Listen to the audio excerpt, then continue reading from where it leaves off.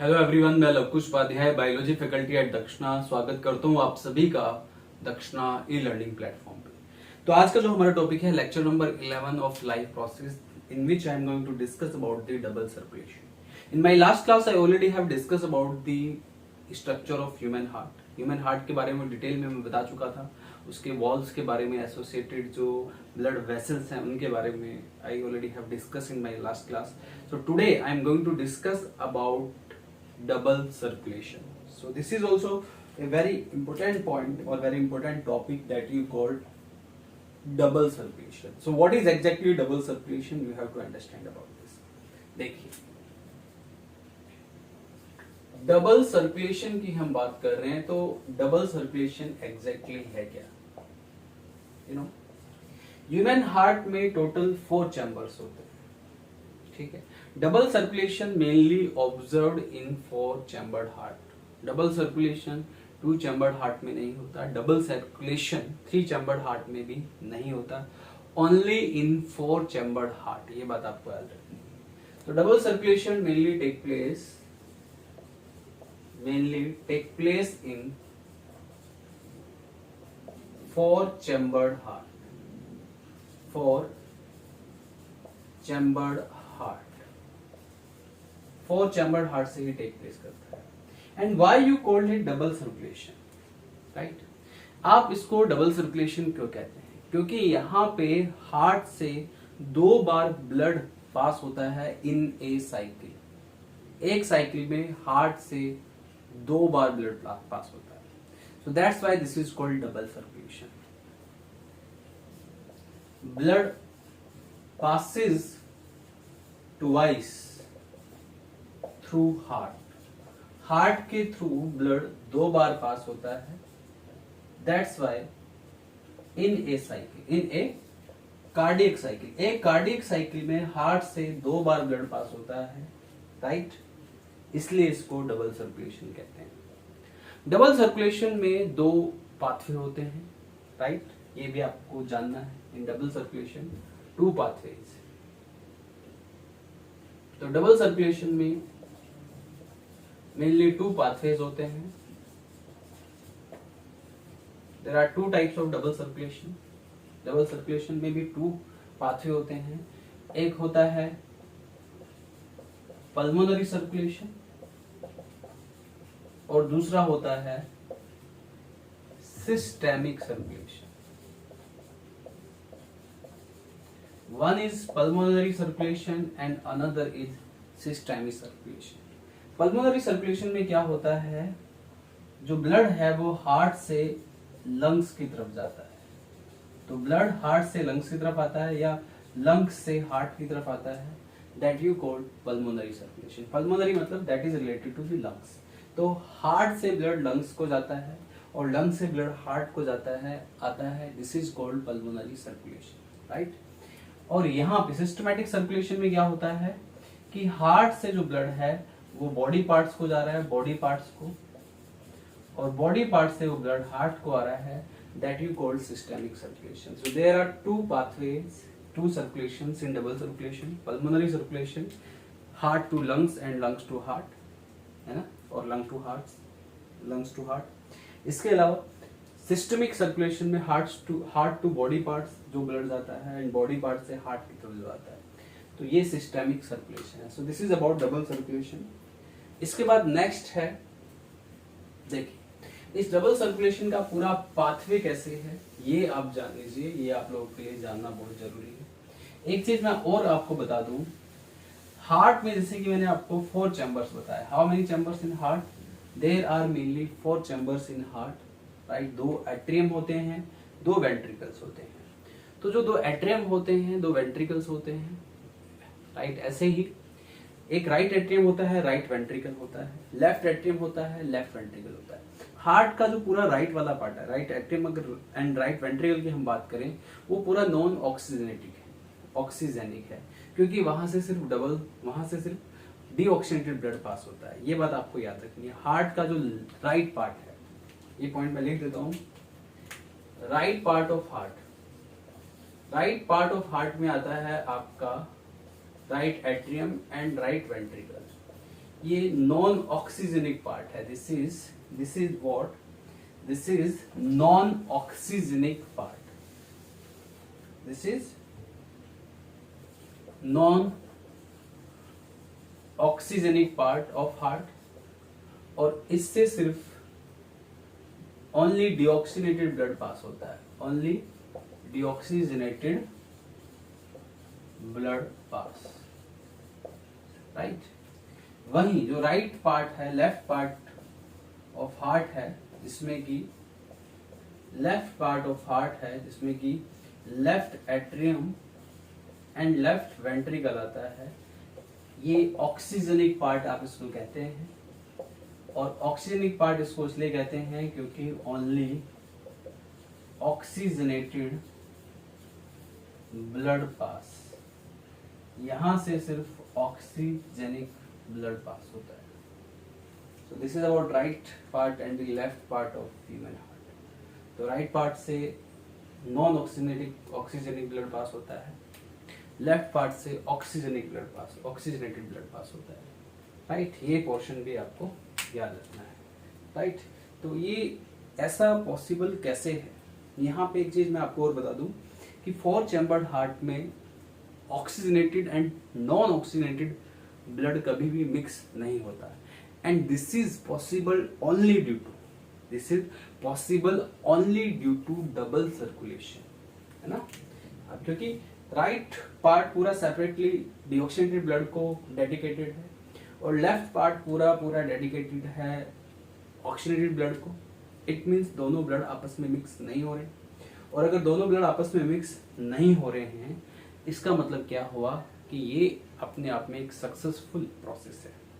And this successful process only this is done by double circulation. Right. तो यहां पे याद रखें,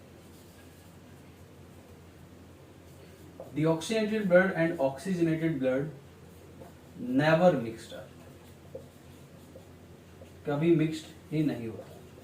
और ना मिक्स होने के पीछे सबसे बड़ा जो रीजन है वो क्या है? Never mixed up. It never mixed up deoxygenated blood and oxygenated blood. और इसके पीछे सबसे जो बड़ा रीजन है वो है ड्यू टू डबल सर्कुलेशन. तो ऐसा डबल सर्कुलेशन की वजह से ही पॉसिबल है. Now this is all about double circulation. Double circulation का पूरा पाथवे मैं आपके साथ एक्सप्लेन कर देता हूं and you have to understand about this also. Complete pathway of double circulation and after that I will come to the blood pressure. See, suppose that this is 4-chambered heart. You can see this. ये हमने मान लिया 4-chambered heart. इसमें हम 4 chamber बना देते हैं. Hypothetical diagram है ये. This is hypothetical diagram. ये राइट एट्रियम, ये राइट वेंट्रिकल, ये लेफ्ट एट्रियम, ये लेफ्ट वेंट्रिकल. राइट. यहाँ पे कहीं बॉडी टिश्यूज हैं, बॉडी टिश्यूज. यहाँ पे कहीं लंग्स है. ठीक है. तो इन बॉडी टिश्यूज से सबसे पहले जो ब्लड जाता है वो कहाँ जाएगा? राइट एट्रियम के थ्रू जाता है.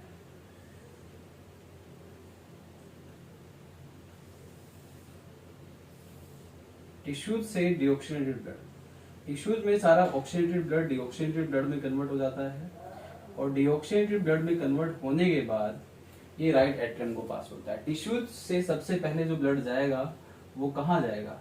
ठीक है. सबसे पहले जो ब्लड जाएगा वो जाएगा वेन्यूल्स में, वेन्यूल्स से वेन्स में, वेन्स से वेना केवा में.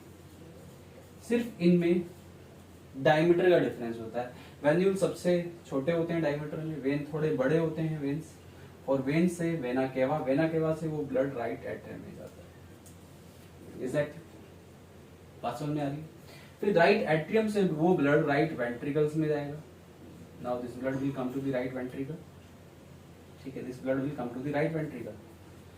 राइट वेंट्रिकल से वो जो ब्लड है वो कहाँ जाएगा? ये बात आपको याद रखनी है. ठीक है। राइट वेंट्रिकल से वो ब्लड जाएगा हार्ट तक, सॉरी लंग्स तक जाएगा, क्योंकि ये तो है ही, है ना। ये ब्लड जाएगा लंग्स तक, थोड़ा सा, है ना। इसको आसानी से आप पूरे पाथवे को ड्रॉ कर सकते हैं लंग्स तक। और लंग्स तक इस ब्लड को कौन ले जाता है, ये बात आपको याद रखनी है। लंग्स तक इस ब्लड को ले जाता है पल्मोनरी आर्टरी। ये क्या है आपकी pulmonary artery, P means pulmonary artery इसको लेके जाती है। पल्मोनरी आर्टरी लंग्स तक, राइट वेंट्रिकल से लंग्स तक ब्लड को सप्लाई करती है। फिर लंग्स से वो जो ब्लड आता है वो लेफ्ट वेंट्रिकल्स में आता है, लेफ्ट वेंट्रिकल्स। लंग्स से जो ब्लड आएगा वो लेफ्ट वेंट्रिकल तक आएगा, ठीक है। लंग्स से ब्लड लेफ्ट वेंट्रिकल तक आता है, लेफ्ट एट्रियम तक, ठीक। सो this is about left atrium से वो ब्लड फिर आगे लेफ्ट वेंट्रिकल में पास होगा, और लेफ्ट वेंट्रिकल से जो ब्लड जाएगा वो जाएगा बॉडी टिश्यूज में। बॉडी टिश्यूज तक वो जो ब्लड जाता है वो जाता है through tissue of aorta, tissue of aorta, tissue of aorta, right. और ये यहाँ पे क्या है, ये पल्मोनरी वेन के थ्रू ब्लड आता है यहाँ पे। तो ये डायग्रामेटिक एक हाइपोथेटिकल डायग्राम से मैंने पूरा रिप्रेजेंटेशन आपको बता दिया है, तो ये बड़ा सिंपल सा है, राइट। ये हार्ट का जो पोर्शन है, this portion is for oxygenated blood, पूरा ऑक्सीजनेटेड ब्लड पास होगा, राइट। लंग्स में ब्लड ऑक्सीजनेट होके पल्मोनरी वेन से जाता है, फिर वो लेफ्ट एट्रियम से लेफ्ट वेंट्रिकल में आया, लेफ्ट वेंट्रिकल से वो ऑक्सीजनेटेड ब्लड टिश्यूज में जाएगा। तो यहाँ पे, और ये जो पूरा पोर्शन है, ये this complete portion indicate this half portion of the heart indicates the deoxygenated blood. तो यहाँ से लंग्स से ब्लड ऑक्सीजनेटेड, लंग्स में डीऑक्सीजनेटेड ब्लड आता है, टिश्यूज से जो ब्लड सप्लाई होता है वो डीऑक्सीजनेटेड ब्लड सप्लाई होता है। वही डीऑक्सीजनेटेड ब्लड फिर हार्ट तक जाता है, राइट। हार्ट से फिर वो पल्मोनरी आर्टरी में भी डीऑक्सीजनेटेड ब्लड सप्लाई होता है, और एट द एंड लंग्स में वो डीऑक्सीजनेटेड ब्लड जैसे ही जाता है तो लंग्स उसको ऑक्सीजनेटेड बना देता है। तो पल्मोनरी वेन में जो ब्लड आएगा वो ऑक्सीजनेटेड ब्लड आएगा, फिर आगे जाके वो ब्लड हार्ट में सप्लाई होता है, हार्ट से फिर टिश्यू ऑफ ओर्टा में भी ऑक्सीजनेटेड ब्लड आ जाता है, ठीक है, टिश्यू ऑफ ओर्टा। तो टिश्यू ऑफ ओर्टा में ऑक्सीजनेटेड ब्लड आएगा, और ऑक्सीजनेटेड ब्लड फिर वो टिश्यूज को सप्लाई होके फिर से डीऑक्सीजनेटेड हो जाएगा। So this is complete schematic, this is the hypothetical schematic representation of double circulation. So this is very simple, very easy. तो ये जो ऊपर वाला जो पोर्शन है, heart to lungs and lungs to heart, ये इंडिकेट करता है पल्मोनरी सर्कुलेशन को। It indicates what? It indicates pulmonary circulation. ये पूरा जो पोर्शन है, टू पाथवेज होते हैं, ये पल्मोनरी सर्कुलेशन को इंडिकेट करता है, और ये जो नीचे वाला पाथवे है वो इंडिकेट करता है सिस्टेमिक सर्कुलेशन को, है ना, systemic circulation. So this is all about double circulation. Now the next is what that I am going to discuss in detail. तो ये डबल सर्कुलेशन हो गया। इसके बाद जो अगला टॉपिक है वो है ब्लड प्रेशर। ब्लड प्रेशर के बारे में आपको जानना है, and after that I will discuss about the blood clotting also, ठीक है। सो this is about double circulation. Now see, blood pressure की मैं बात करता हूं।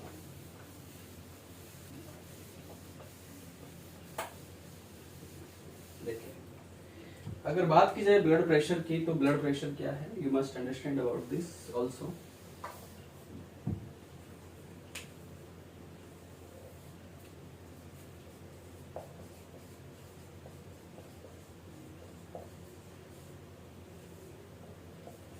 यानी कि BP.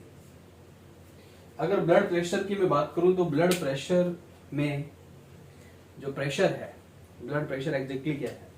This is the pressure which is exerted on the arterial wall. ये प्रेशर ऐसा है जो कि एक्सर्ट करता है आर्टेरियल वॉल पे due to flowing of blood. Blood flow होने की वजह से प्रेशर एक्सर्ट करता है आर्टेरियल वॉल पे, that you called blood pressure. तो बड़ा सिंपल सा है ये, you know. pressure exerted on blood vessels or the arterial wall. The pressure exerted on arterial wall or wall of blood vessels, that you call blood pressure, and this is due to this pressure exerted due to flowing of blood. Blood flowing की वजह से ये arterial wall पे लगने वाला जो pressure है इसे आप ब्लड प्रेशर कहते हैं। ब्लड प्रेशर में दो टाइप के प्रेशर आते हैं। एक आता है systolic blood pressure. Systolic blood pressure, systolic blood pressure जो है, this is the blood pressure which develop due to contraction of heart. तो ये सिस्टोलिक जो ब्लड प्रेशर है develop due to contraction of heart. Heart के contraction की वजह से ये जो ब्लड प्रेशर डेवलप होता है इसको सिस्टोलिक ब्लड प्रेशर कहते हैं। और इस सिस्टोलिक ब्लड प्रेशर की वैल्यू होती है 120 mmHg, 120 मिलीमीटर मर्क्यूरिक प्रेशर होता है। ऐसे ही एक डायस्टोलिक प्रेशर भी होता है। Another one is diastolic pressure. ये जो डायस्टोलिक प्रेशर होता है, this is the pressure exerted due to relaxation of heart. Heart के रिलैक्सेशन की वजह से जो प्रेशर डेवलप होता है 120 सिस्टोलिक। हार्ट के प्रेशर की वजह से, हार्ट के रिलैक्सेशन की वजह से जो प्रेशर डेवलप होता है ये सिस्टोलिक ब्लड प्रेशर से थोड़ा कम होता है और इस प्रेशर को आप डायस्टोलिक प्रेशर कहते हैं। तो ये प्रेशर डेवलप होता है due to relaxation of heart. Heart के रिलैक्सेशन की वजह से ये प्रेशर डेवलप होता है जिसको आप डायस्टोलिक प्रेशर बोलते हैं। और इस डायस्टोलिक प्रेशर की जो वैल्यू है वो 80 mmHg, ये नॉर्मल वैल्यू है। This is normal value. तो 120, 80 नॉर्मल ब्लड प्रेशर होते हैं, राइट। एक प्रॉब्लम होती है जिसे आप, this is about blood pressure. तो ब्लड प्रेशर क्या है? Pressure exerted on the arterial wall, right, due to flowing of blood, that you called blood pressure. Blood pressure दो टाइप के हैं, systolic blood pressure and diastolic blood pressure. जो systolic blood pressure है, right, due to contraction of heart, heart की contraction की वजह से develop होता है, उसकी वैल्यू 120 mmHg है, राइट। वहीं डायस्टोलिक प्रेशर जो है वो रिलैक्सेशन ऑफ हार्ट की वजह से डेवलप होता है, उसकी वैल्यू 80 mmHg है, राइट। कभी कभी ये जो ब्लड प्रेशर है कम और ज्यादा हो सकता है, बीपी लो, बीपी हाई उसको आप बोलते हैं। तो उससे हमारे बॉडी ऑर्गन्स पे एडवर्स इफेक्ट पड़ता है। एक प्रॉब्लम होती है जिसे आप हाइपरटेंशन कहते हैं, due to increasing blood pressure. ये इसके बारे में जान लीजिए, लिसन केयरफुली। हाइपरटेंशन की बात करते हैं। Now the next is hypertension.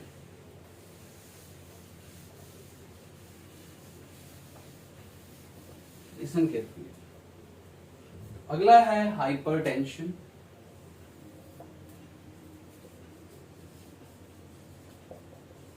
So what is hypertension? This is the condition developed due to high blood pressure. Condition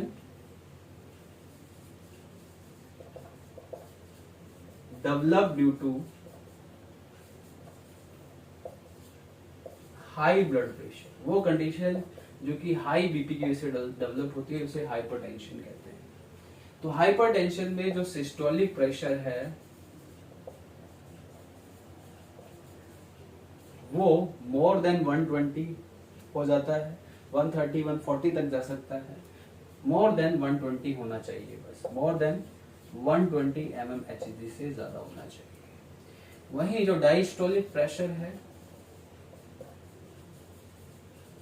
more than 80 mmHg। अगर वो 80 mmHg से ज़्यादा हो जाता है तो ऐसे कंडीशन में ब्लड प्रेशर ज़्यादा और ब्लड प्रेशर ज़्यादा हो जाने की वजह से हाइपरटेंशन की प्रॉब्लम होती है। हाइपरटेंशन जो है मेनली इसका एडवर्स इफेक्ट होता है, adverse effect on vital organs of the body. Body के वाइटल ऑर्गन्स पे इसका एडवर्स इफेक्ट होता है। ये वाइटल ऑर्गन जैसे किडनी को डैमेज करने का काम करता है, हार्ट को डैमेज करता है, ब्रेन को डैमेज कर सकता है हाइपरटेंशन। कभी कभी इस हाई ब्लड प्रेशर की वजह से आर्टेरियल वॉल रैप्चर हो जाती है, जिसकी वजह से इंटरनल ब्लीडिंग भी देखी जाती है। सो this is about hypertension and the blood pressure. Now the next topic is blood clotting. जो अगला जो टॉपिक है वो है ब्लड क्लॉटिंग। तो ब्लड क्लॉटिंग के बारे में डिस्कस कर लेते हैं। Listen carefully about blood clotting. What is exactly blood clotting? So this is all about, double circulation and blood pressure. Now see next. Next is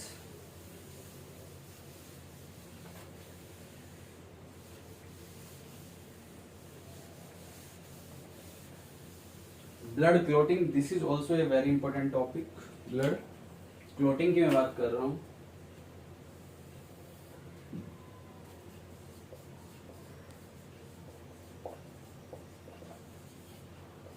When you get injured, कभी कभी जब आपको चोट लग जाती है तो चोट लगने के बाद खरोच लग जाती है। खरोच लगने के बाद कुछ थोड़ी टाइम ड्यूरेशन तक आपका खून भी बहता है, लेकिन वो खून कॉन्स्टेंटली फ्लो नहीं होता है, राइट। वो कुछ देर बाद बंद हो जाता है।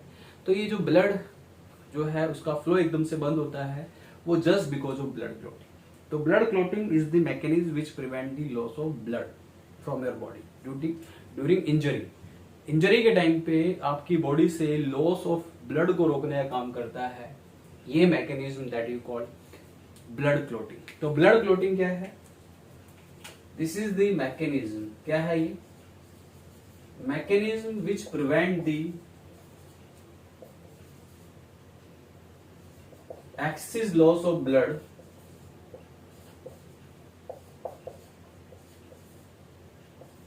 due to formation of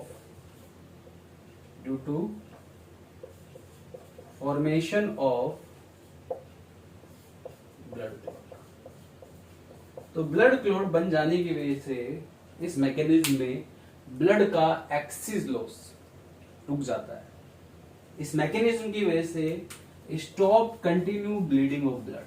continue bleeding जो होती है वो रुक जाती है, राइट। अब ब्लड क्लॉटिंग का पूरा मैकेनिज्म क्या है ये आपको जानना है। तो blood clotting this is the mechanism which prevent the excess loss of blood और which prevent the right continue bleeding of blood that can be lost to your body, and this mechanism is very helpful to prevent such kind of loss.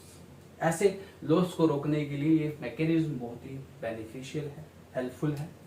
अब ये जो mechanism होता है, ये जो blood clotting का जो प्रोसेस होता है ये कैसे होता है ये ध्यान दीजिए।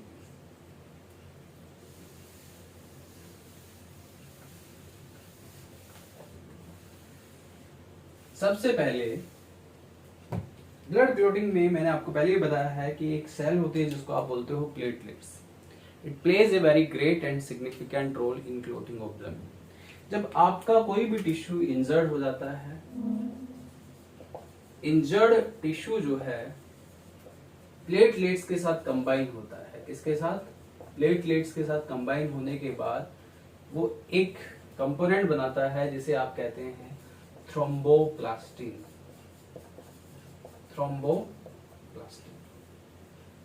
इस थ्रोम्बोप्लास्टिन का क्या रोल है? ये थ्रोम्बोप्लास्टिन प्रोथ्रोम्बिन जो कि एक इनएक्टिव कंपोनेंट है, प्रोथ्रोम्बिन को थ्रोम्बिन में कन्वर्ट कर देता है। प्रोथ्रोम्बिन इज इनएक्टिव कंपोनेंट और ये थ्रोम्बिन में कन्वर्ट कर देता है प्रोथ्रोम्बिन को थ्रोम्बोप्लास्टिन।